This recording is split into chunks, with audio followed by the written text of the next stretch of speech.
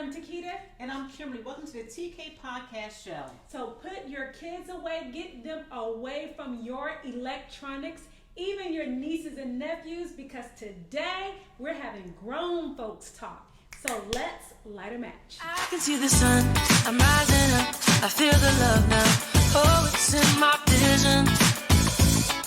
Oh, it's gonna take me a little while just to get my head around this moment. And this time it run. Okay, welcome back again.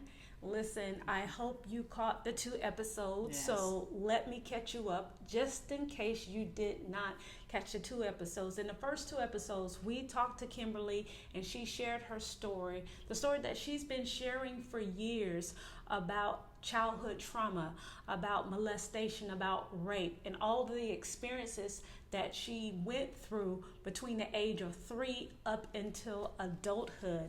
And so today as you can see, we are going to talk about that 3-letter word that a lot of people are afraid to attack. A lot of people talk about it, but some people are afraid to attack. And so today we are attacking that subject, and we are so excited because we have a lot of questions that I wrote down that other people asked, and I wrote them down. I have them on my card. I think Kimberly also has some on her card, but we want to talk about what's most important about sex, and we want to talk about the trauma of sex. And I think we're going to start there before we get into any other questions, because I think that's the main thing that we want to talk about. And I'm going to let Kimberly kick this part off. Wonderful. So first of all, sex is a beautiful thing. Yes. It's a beautiful, enjoyable thing with the right partner. I think the most thing that I struggle with, and many of the women have, I used to struggle with, is trauma. So when you have trauma as a child, whether it's sexual abuse or molestation or rape as an adult or young child, there's going to be trauma as an adult enjoying sex. There's no getting around that at all. So some of the things I dealt with when I was in my early 20s and 30s, I didn't want sex. The thought of it made me sick to my stomach. I mean, the thought of someone touching me or kissing me in certain areas, whether it was my breast area, my stomach, my neck, it made me want to literally vomit. And so when I was engaging in sex at the time, it was more of a chore. And I knew this could not go on because I wasn't getting the benefit of it. I wasn't reaping the benefit of the pleasure of sex. So I decided to go see a therapist. Along with my counselor, I saw a therapist how to deal with sex in a natural way. So part of my counseling was also how to go into a healthy relationship and enjoying sex. But prior to that, as I said a little while ago, you feel disgusted. I didn't want anybody kissing on me in certain places. Every time I would buckle up, or I didn't want sex at all. And you get tired of living that way. You're giving, but you're not getting anything in return. And also, so is at that time you're married? Are you in a loving relationship? Yeah. What? Both. Before I got married at the time, I was single. I know that's a taboo to think, because you're a believer that you shouldn't have sex before marriage, and that is true. But in reality, that's what's happening. Because that's what it is. And I'm not saying it's right or wrong, but that's something I engaged at the time, and it was traumatizing. So what I decided to do is see someone, because I wanted my own body. And and it's not just even that part of it. People understand when you have sexual trauma, you also deal with it. This wasn't my situation, but I know people that have sex addiction. There's sex addiction as well too. So what I wanted to ask also, because you said before you got married, then you got married, because a lot of times people may not understand. Okay, I'm with someone I love. Yes. I'm married. Yes. I should feel different. Yes, Did you feel different? Is the question. No, I did not. And because when I was married back then, I did not enjoy it. And I hate to say it, I did not at the time, because of the fact that I still had not I still hadn't went through counseling yet. Okay. So without the counseling tool, you're still robbing yourself of the pleasure of sex, and also robbing your mate, because that mate might think he's doing something and not doing anything at all. And so it's important to That's okay. It's important to, make sure you are satisfied. Right. Or that person could be doing something, but in your head, because of the any molestation, any Yeah. rape, or anything that someone Yeah, felt like that they were violated, it was hard for them to get out of their Because head. you're having triggers doing it. You're literally having triggers on the sex. You're going back Right. in your mind to that violation. So when that person kisses you and touches you, you're not thinking about your mate in front of you. You're thinking about, this person Flashbacks. flashbacks who validated you. So it's important to see a trauma sex therapist. Wow. Okay. And that's a big difference, because sex therapists deal with the trauma of what happened, and they can help you to be in tune with your mind, body, and spirit. So that's something to do. And I know one of the things that that therapists do recommend in any relationship, before you decide to get in a serious relationship, rather married or a serious relationship, I'm going to kind of lean on that too, is know your body. First get therapy. That's important. Get therapy about the trauma you went through as a child, and then after you complete your therapy sessions, know your own body. I know it's an uneasy conversation we have, but I think it's important to be in tune with your own body first, to know what your own body can do before you give to someone else. And that's just my personal preference, and that's a lot of therapists do the same thing as well too, because especially when you're coming from trauma situations. So knowing your own body is key. Yeah. Can you name, I know you, can you name the different types of, I guess, the experiences or the feelings that somebody may be going through if they have definitely. had trauma or been So like I said a while violated? ago, you feel disgusted, you feel pain, discomfort, you feel discomfort even when you're with someone you're safe with. Sex addiction. Some people think, if you have a mate or somebody you're compatible with, in love with, if you don't get this under wrap and get the proper therapy, you can have a sex addictive addict. And with that, the difference is that you can go outside your marriage or go outside the one you love and have sex with all these other people, and still, once that high is over with, you crash and the problem is still there. That's an awesome point, because a lot of times when we think about a person that has a sexual addiction, you think about a person that just is a player, or a person that just want a lot of girls or a lot of men, or just wilding out. You think about a person just wilding out. But what you're saying, and I understand, not in all cases, not in all cases, but what you're saying, that is a part of some cases. Yeah, and you want to rub that part out. You want to check that off your list. Is this an issue here? So if you're a male or a female who has childhood trauma has not been dealt with yet, this is something you might want to think about. Why am I going outside of my marriage or going out of my relationship to find sexual pleasure with all these other partners if I'm pleased at home? So it's not necessarily your spouse that's not doing the unpleasing. It's something within yourself. So if you're out there and you're finding yourself addicted to sex.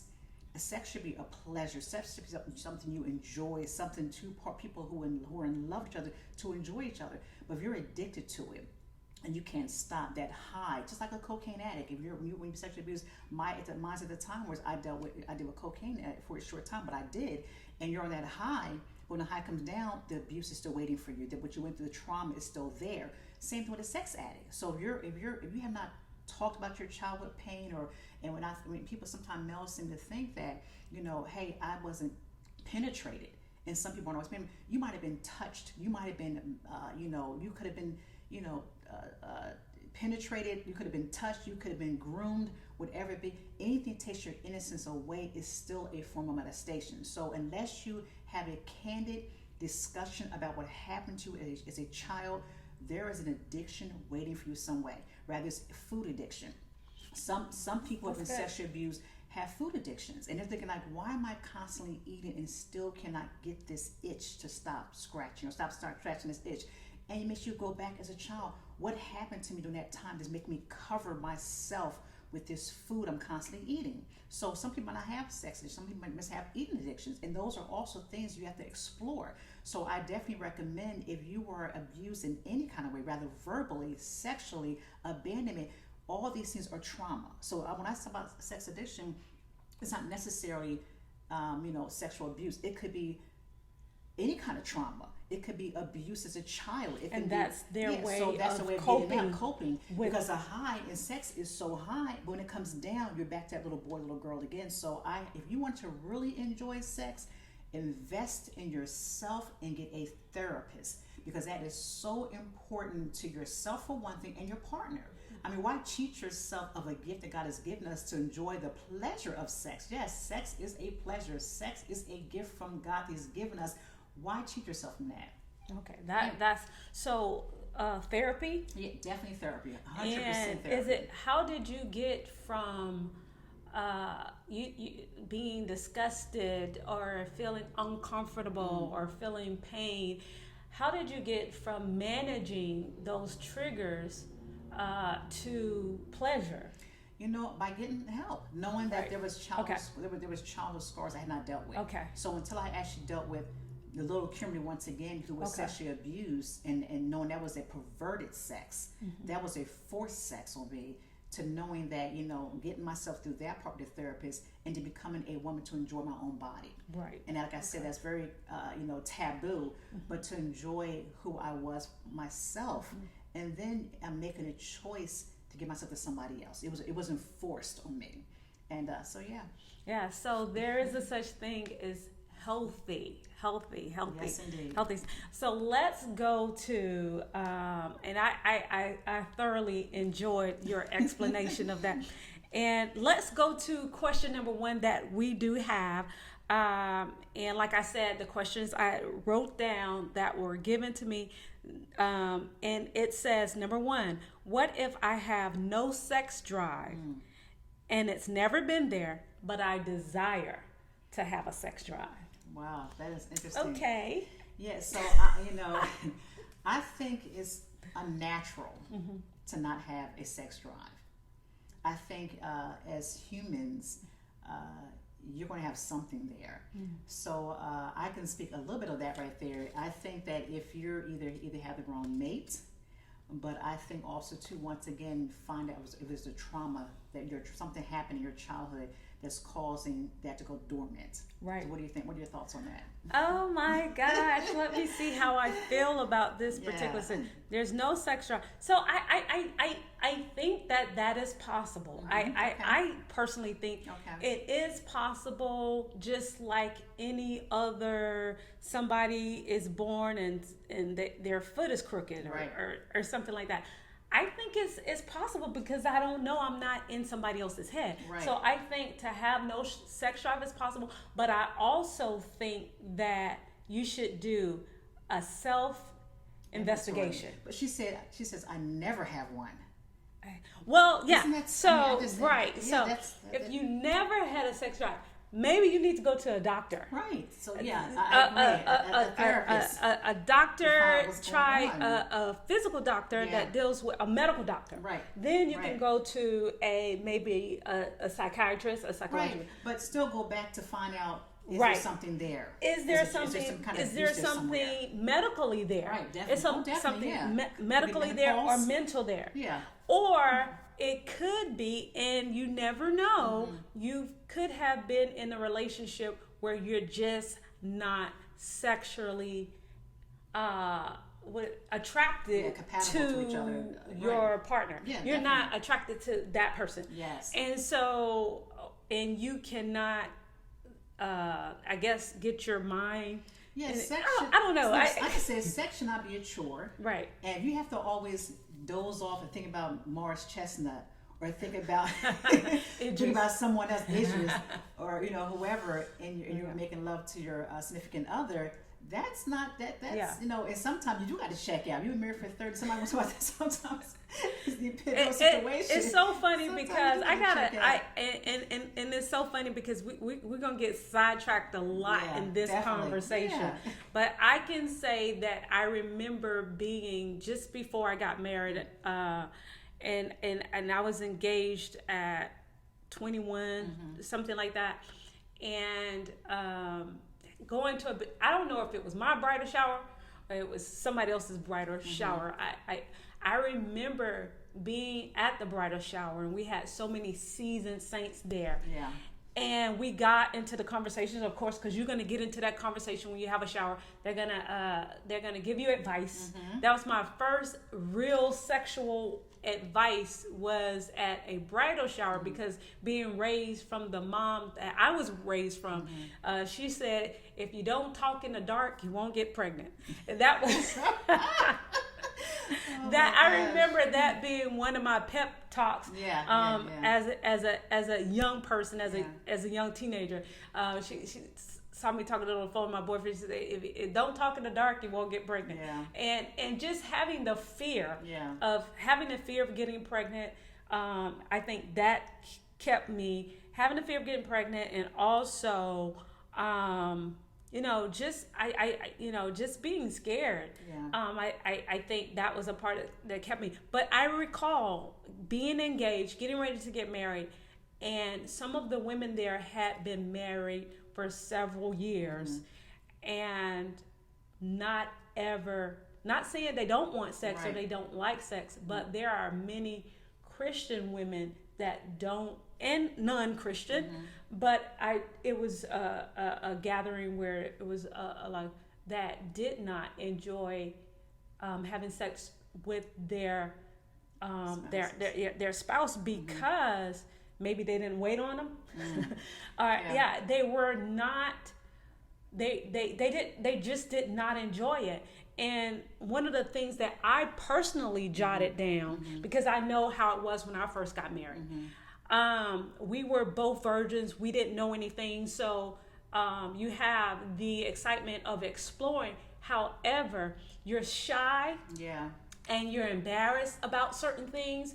And one of the things I've learned over the years, that people are afraid or embarrassed or don't want to embarrass their mate. They're either embarrassed or you don't want to embarrass your mate, to say, I don't like this, or I don't like that.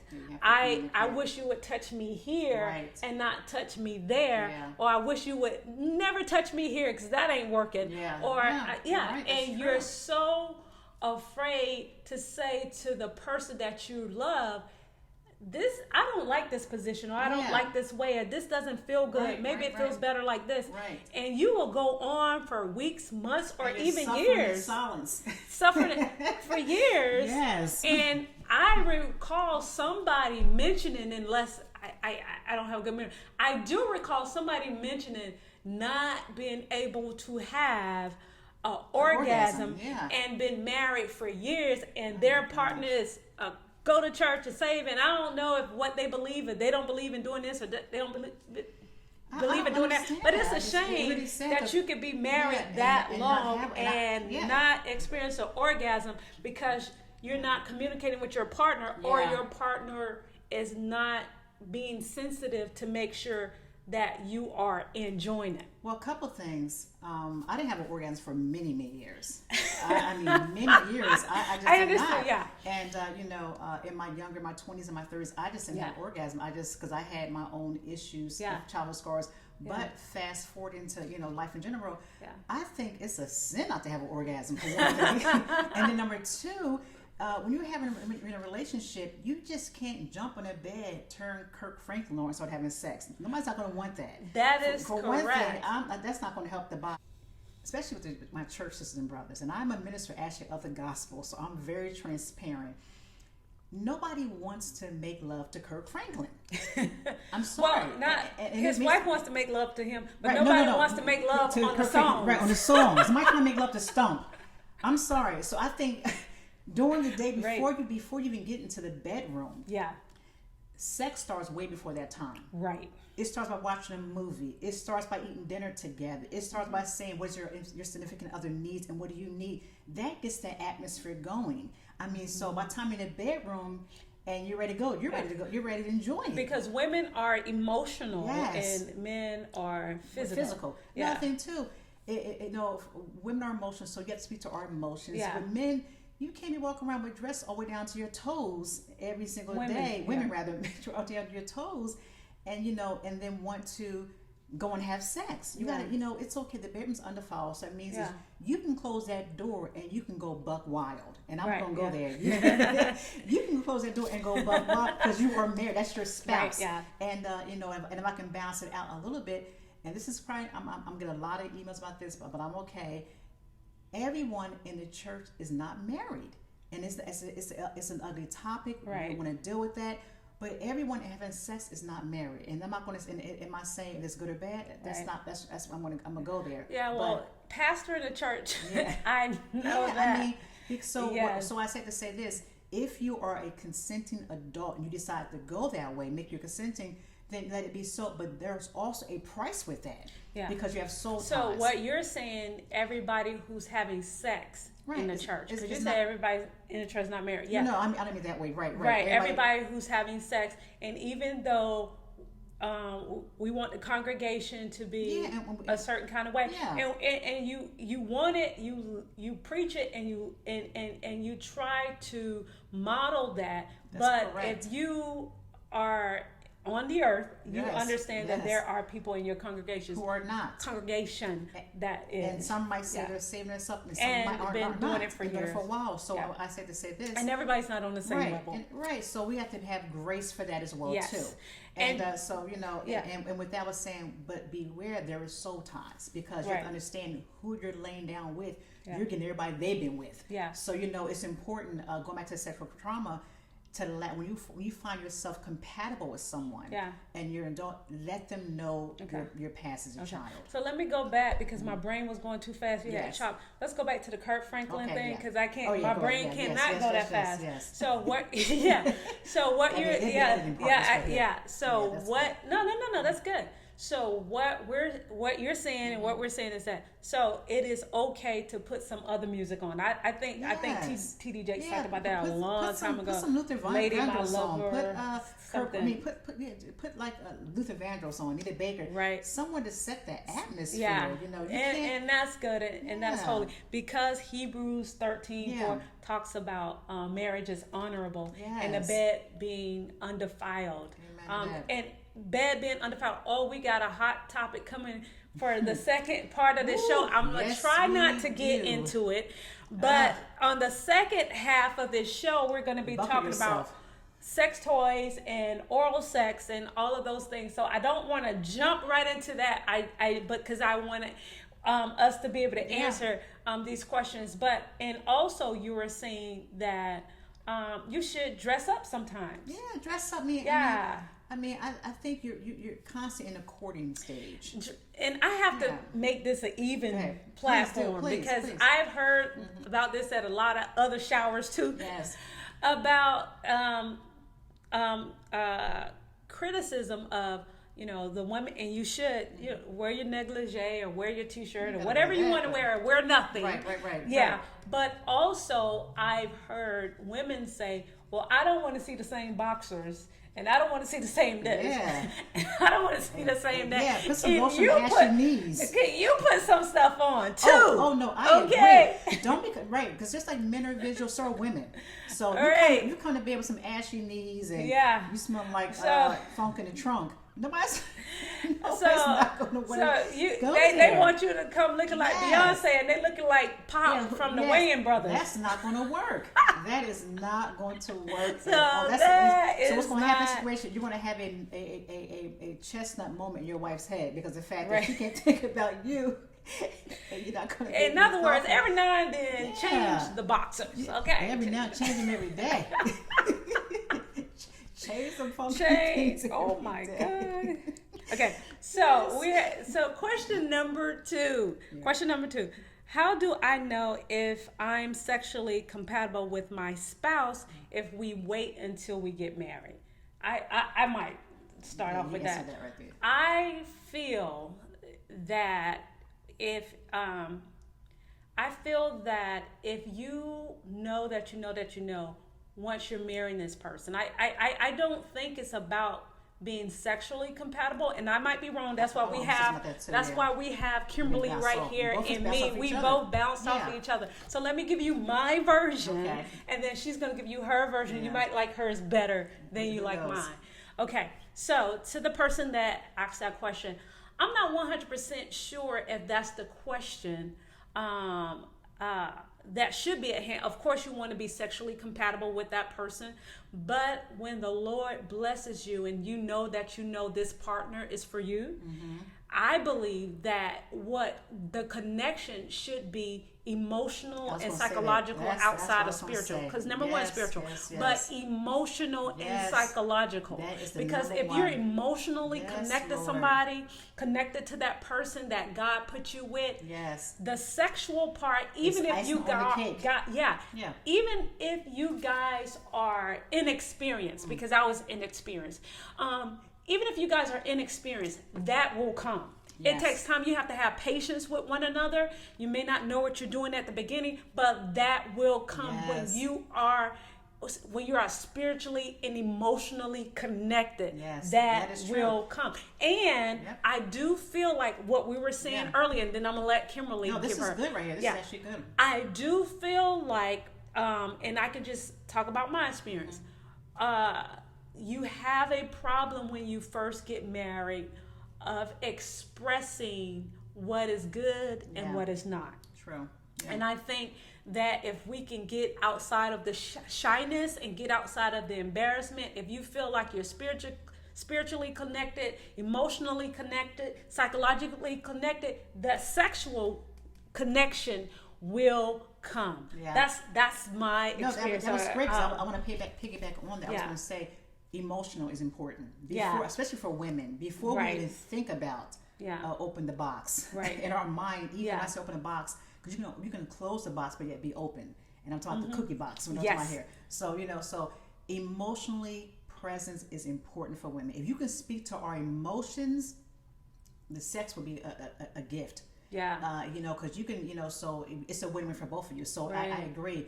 The emotional presence, the emotional pouring to us is so key in a woman's mind, body, and spirit. So I do agree with that. And that's why. That's really good. And I'm going to give this ball to Kimberly, and that's why soul ties. Oh my gosh, soul are ties. so important, because whatever you do sexually, you're connected to that person. I'm going to let you soul ties is very important. This is why, I got to continue about the child sexual trauma. Because, if you go all the way to the left, you have sex addiction. You're bringing all these people into your home, whether it's porn or going out to prostitutes, where maybe you're bringing all that person to your soul. So that's dangerous. So, then if you don't deal with that, you have this dysfunctional personal disorder in your life. So you can never exactly give to yourself or your spouse what they need. So when you make a decision to be compatible with someone, or that's your significant other who you love, I think it's important to let them know about your past, let them know that you were sexually abused. When you feel comfortable enough to tell that person about your past, I think it's important for yourself and for that person as well too. So when does a person, say for instance, if a person was sexually abused or raped, or when should that person tell their spouse? First date, not at all. Or dating, or not in first date. I'm gonna say no. You don't because it's a sacred thing for you. It's your free will to do this. But when you see yourself getting serious with this person, and you find yourself using the L word, he's using the L word, that person using the L word, I think it's important. Because if you do share it with someone who's not worthy of that information, who will take it, can take advantage of that and manipulate take it and.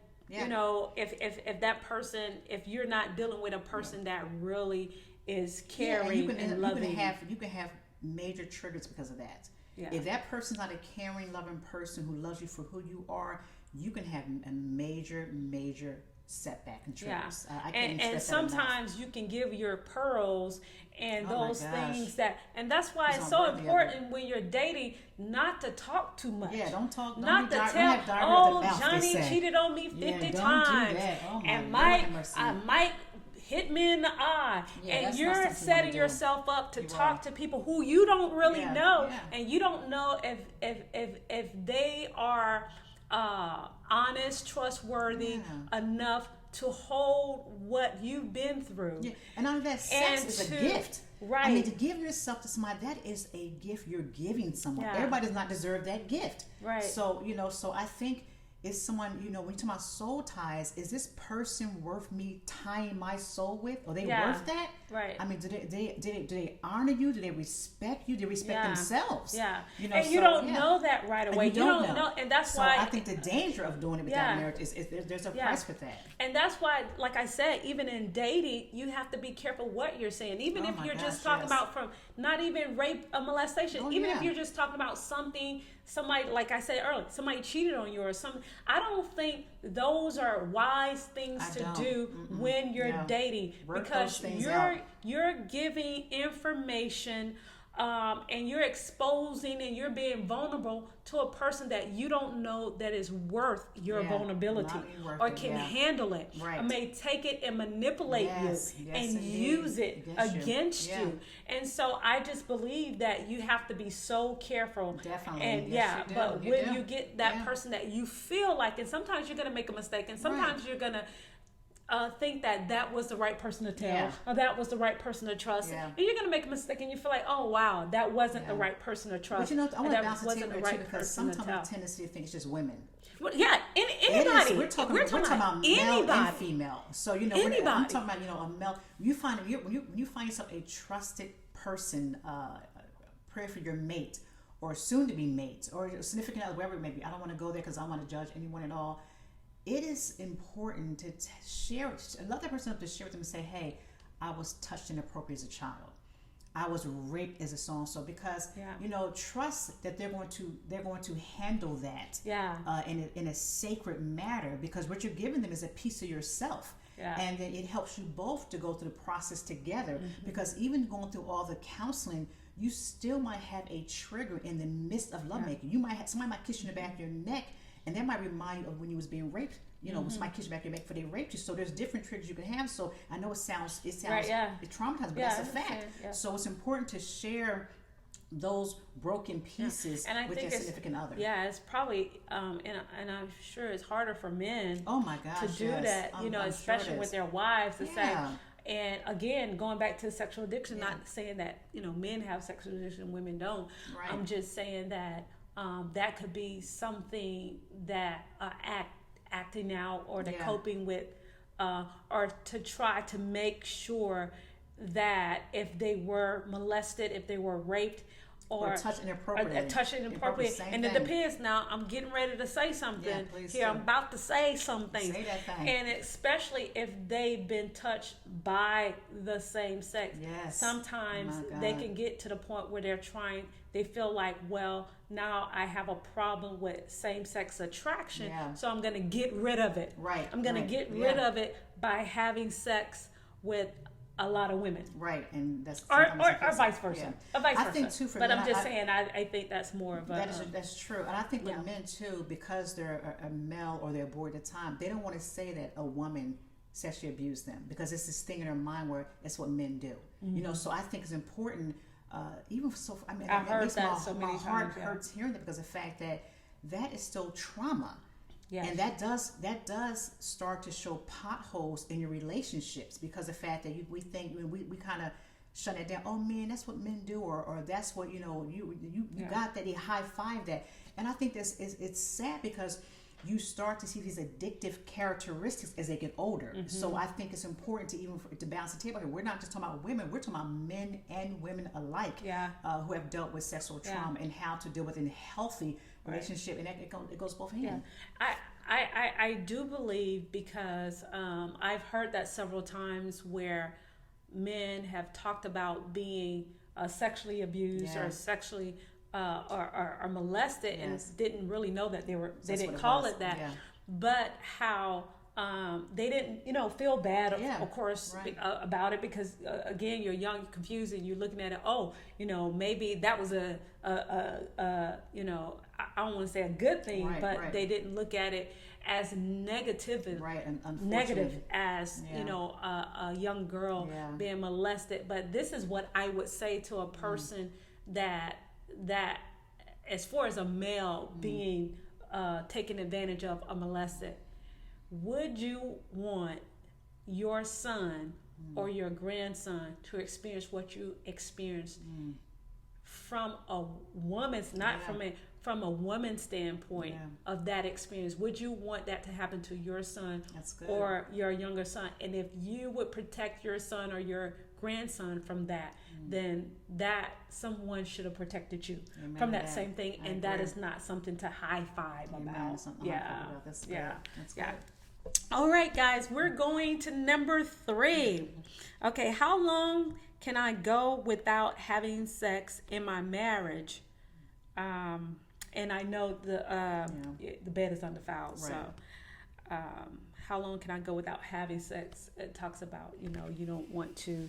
Sometimes you have to schedule sex in, but I think it's unhealthy to not connect with one another. I think it's unhealthy not to do that because you want to have that spiritual connection, that soul connection with your spouse. I think it's very, very important. I think the scripture I was looking for too is do benevolence. That was the scripture. Yeah. You don't want to defraud your mate. Defraud your mate. Yeah. But because that's what they said. I didn't write that down, but they did use. You don't want to defraud your mate. So how long can I go without having sex? So it's looking like I'm trying to fill out what's the grace period. Right. I should wait. Yeah, that's a trick because sometimes you have small kids, you're working, you're tired, and I get all those things. How long can but I think you have to schedule that time, and I think I can say that I think there's no time limit. Yeah. Some people can go 5 days, some people can go 3 days, some people can barely go a day. Right. Some people can go weeks. Right. And it really depends on you and your mate and having again that conversation. Yeah. And some people do schedule it in because they're busy, they're tired, they're both people are working outside the home. Yeah. Some kids. People are going through health issues. I know some people are going through health issues. And like Kimberly said, you can schedule it. Now, the only thing with scheduling, because I did put that on there, you can schedule it. But the only thing about scheduling, it can, not that it will, but it can take the spice. Oh, I do agree with that. It can take the spice out of the marriage. That's true. With scheduling. That's true. And if you're going to be on schedule, I say, go all the way, put the red carpet out. Yeah, I don't know this word scheduling, but that is I don't like that word, but some people rather you're passion at church or working in corporate America, life is so busy sometimes. That's when you're married for quite some time. If you're young and you're married, you're still scheduling. You got to check something's going on. If you're already scheduling, you just said I do. That's the situation here. You need to schedule an appointment too. Yeah. And I know me personally, I love taking me times, and my me times are taking a nice quiet bath. I like to meditate, get my mind, body, spirit, just to being in tune to who I am. Because sometimes when you're married, you will lose yourself into your spouse. So I think it's important to keep all those things balanced out, to schedule me time. And my me time is in the bath, light some candles, listen to some jazz or just some good meditation music to get myself in tune to who I am, and then and it's very difficult. But you have to think about it. You schedule family time, like you say, okay, this is movie night or this is game night. We love game night, movie night. We love those things. If you have movie night, game night, you can also have spouse night. Spouse night. This is just a night for you guys to enjoy each other. Get a babysitter. Get the oldest person, depending on how old they are, to watch the younger, because this is a time for you guys to go to dinner. And I do feel like, and this is very important. Let's go back to what really causes romance, because some people can get in an argument and they can yell and scream and tear up the house and still be ready for sex in the next 5 minutes. Women don't work that way. Everybody's not like that. Everybody's not like that. And it doesn't have to be the flowers and the candy situation. No. That's great, but it doesn't have to be not that. At all. Here's my motto, and I want it to be until the day I die. If you want to know, it's being nice. Yeah, being nice. Yeah, being spirit people, nice. It's not going to happen. Nice. Yeah, being nice. Yeah, if you're nice to me. Yeah. You know, and it's a shame to say that. Being kind, yeah, being nice. That should be Good the normal. morning. How are you? How's your day doing? That's why I say it's really making love through the day. Yeah. Just conversation. Yeah. Just, just those simple things can really make the action happen in the bedroom. Yeah. And then also too, here I go in my head. Yeah. Bring some spice in that room. Yeah. It's so once that door is closed, let the freak come out. Freaks come out. Get those heels on. Put those clean drawers on. Put that cologne on. Right. Get yourself groomed Put up. that perfume Put that wig whatever. out. Whatever it takes, because just because we're Christians does not believe we don't enjoy having sex. I mean, I just. It shouldn't be a chore. Yeah, and to the best of your ability, before you unlock the door, try to leave work, even church. Yes. Oh my gosh. A please. Meeting, whatever Leave you it do, out what the church bedroom. work. I want to hear that all day long. Leave it on the porch. Be present. In the car. Yeah, be present. Be emotionally present. Be emotionally you present. You can have a business together. You can have a ministry together. You can have a corporation that you guys both work in. You can work in education. Yeah. We can be talking about coronavirus, Yeah. And which is a very important subject. Yes, but we can get on anything and bring all of those subjects to the bedroom where we're eating and drinking that conversation. Right. We can talk about our life goals forever until next thing you know it's 2 o'clock in the morning and you're both tired and you're both sleepy. You wake up the next day grouchy because you say, well, we're not spending any time together, but we're spending time together, not you and me time.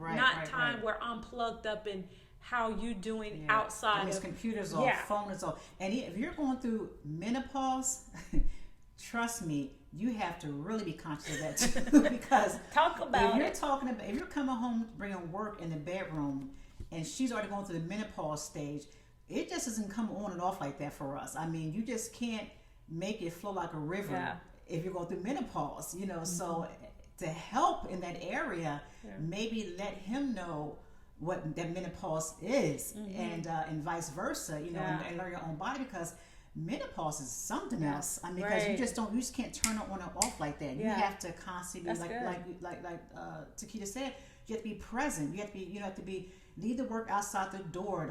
I'm not trying to hear about sister so and so and brother so and so. I want your undivided attention in this room. Or Mary Rob or Mary or Barbara or Jack. your mother or your brother.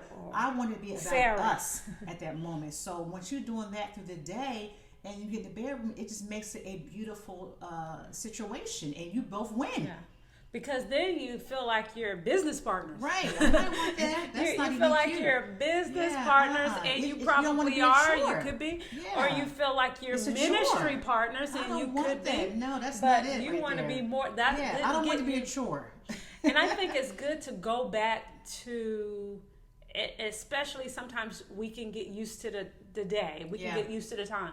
I think it's a good idea to go back to when you first fell in love. Oh my gosh! And what did you do to get that person? Yes. You have to continually continue to court. Continue to, if you can, go on. You may not be able to go on a big vacation, but maybe you need to go on a mini vacation. Yeah. You go down the street to a hotel just to be in a different atmosphere. Yeah. I think that's important. I agree. If you met your spouse and you weren't itching before, or not getting shaved before, or you were taking care of yourself before, continue to do the same thing. If you were, continue to groom yourself. Groom yourself. Get the shave and get your hair. Do it for yourself for one thing. Yeah. Not even for the spouse. Do it for yourself and for one thing. Yeah. And then, like I said, you'll get the benefits of that. You can't. Just like Tquita said, do what you did before to get the person, and keep that going.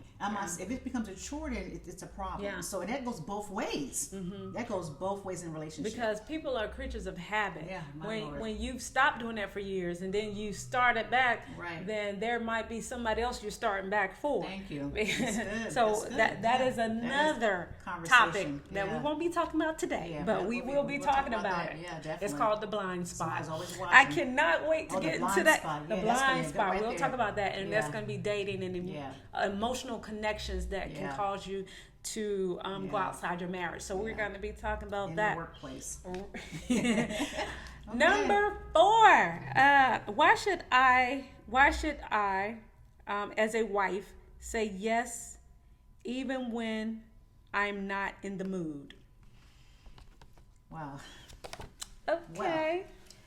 Wow. Well, sometimes Drink it's like that. my ginger ale. Sometimes you have to, you don't want to get in the habit of saying no. I think that's kind of dangerous. I think, it depends how you say your no too. You can either say, "Hey, babe, I'm a little tired today. I had a rough day today. Can we try something maybe tomorrow?" If you just say no, that can be dangerous. And I know people are going to go against this and all. Sometimes you gotta have a glass of wine to relax yourself. Get a glass of wine to relax yourself. If you are struggling in that area, you love your spouse. It's not a chore. Sometimes get a glass of wine to relax yourself, to get in the mood, to help you get into the mood, to help in that area there. Because sometimes you don't want to say yes all the time, but your no should not outweigh the yeses. I think that's very dangerous. I think so too. And if I read the question again, I want, why should I always say yes? So I love what you said.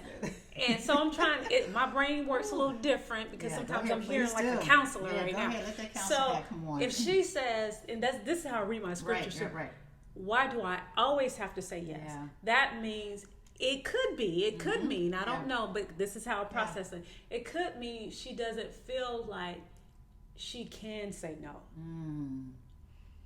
Now that's that's just me. That's how my counseling good, brain starts to work here. Doesn't mean she could mean exactly what Kimberly said. That's a good But question. why do I always have to say yes when I'm not in the mood? I'm hoping you have a partner that you can say. If you can't go to your partner and say, "Hey, babe, can we do it maybe tomorrow?" Right. Yeah. And they can't receive that. That's a problem for me. And I have a problem with people always saying no, because I really that's love what you said. I don't believe in it. I don't think it's healthy. It's not healthy. It's not healthy to your marriage. It's not the Lord. I don't believe in it. However, I do believe it is important to have a conversation. Definitely. And communicate. Because if a person loves you, and you're not just making excuses, not to, some people make excuses, but you're not just making excuses not to have sex. But if a person loves you and are considerate and compassionate, because I've heard this in the past, I haven't heard it in many, many years, but way in the past, they bring out submissiveness and obeying, and sometimes they use that as a token or a tool to get you to have sex, even if you're not feeling well, if you're in pain, that's controlling. And again, think about it. If that's happening, I'm not saying it is, but this is how I talk. Okay, think about this. No matter what you use as a reasoning for coming together, wouldn't it be better if your mate is satisfied? How you think you'll be happy just getting a release? But think about getting a release and both partners are satisfied. That's so beautiful. that is to good. The person that may not be as sensitive to your feelings, to your to how your body is operating. Because if you can make love to that person mentally before they get to that bedroom, just waking up saying good morning, you have yourself a powerful time that night. Amen to that. And it is way better, and I'm not saying that this is what's going on, but if I can talk to some of the guys for a minute, it will be a wonderful thing to experience wonderful sex with your wife when she really wants you. Right. And I'm not saying that she should be saying no, but what I am saying is that if it's anyone, whether it's male or female, really being compassionate and considerate. of how she's feeling in that moment. And hopefully, like I said, this is not an excuse to, I just don't want to do it. I'm trying to get away from it. But if that person is really not feeling well, or vice versa, if they're not feeling well, think about how great it would be if you can do something else and get emotionally connected to your partner. If you're in tune with your partner, you're going to know these things. When you're emotionally connected with that person, how powerful your night will be. Yes. To have that spouse be as equally into it as you are, you'll have the most powerful, beautiful time. That's so right. That is my That's advice. good. To have a conversation, Yeah. to communicate, to tell your spouse, hey, listen, this is how I'm feeling and this is why I'm feeling it. Yeah. Now, if you continue to have that issue, I do think you need to go to a doctor. I do think you need to go to a doctor because God created it for marriage. He created it for you to enjoy. He created this particular thing that sometimes has a curse in some ways with other people,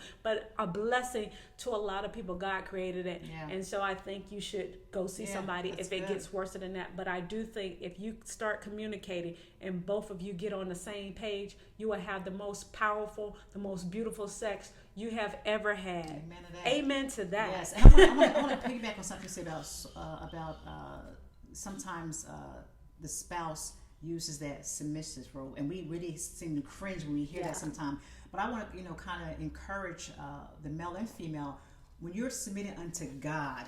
That's the big difference. When you're submitted, when you're both submitted unto the Lord, you want to be submitted to that person. Who wouldn't want to submit to a person who's submitted to God? I mean, that's different. That's the key. If he's not submitted to God, or you're not, it's going to be, you're like, this is out of line here. So you're going to want to submit unto that person as they submit unto the Lord. That's a big difference. It's not, just free will because he's a male or a female in a relation that you're not submitting. No, you want that person who's submitted to God. You want to be able to submit unto that person who's submitted unto God. That's a big difference. I can't stress that enough. And you want to be wanted. Yeah, you want to be wanted. Yes, you indeed. Want to be wanted and you want to be desired. Yeah. So even if you have a crave or that itch, you were saying that you're just trying to satisfy your itch. Yeah. You're just trying to satisfy your crave. Listen to me carefully. You want to be wanted, and how wonderful it is to be wanted by your partner, by your spouse. How wonderful it will be to be wanted by that person. And then tell me how the sex is. Amen to that. Yeah. Woo-hoo. Then talk about that. All right, guys. Well, this is part 1 of our episode. This is good. Yes, it has been a juicy one. And so, hey, listen, keep it locked here because we plan on lighting a fire, lighting a match every time you view. We have decided that is our mission and that is our motto. And subscribe to our channel. Go down there and hit that bell below. To light a match. We want to light a match. In other words, we want to bring things to the light and we want to bring awareness to different things that's going on in the world, and we want to address certain topics. So you've heard part 1 of Sex in the City. Part 2 will be Sex in the City, dealing with sex toys. We got a lot of sex toys questions. And we're going to be talking about oral sex. Oral sex as well. And I think it was something else that came to mind while we were talking. I don't know how I'm going to get into it, but we're going to get into it. So we want to tell you, hey, keep it locked right here on the Tquita and Kimberly podcast show, because we're going to light a match every time you view. Yes, so any your questions you may have, please email us at tktvhouston@gmail.com. We would love to hear from you. Give us some suggestions or some topics you want us to deal with, and we want to make it happen. All right, till next time. Bye-bye. See you later.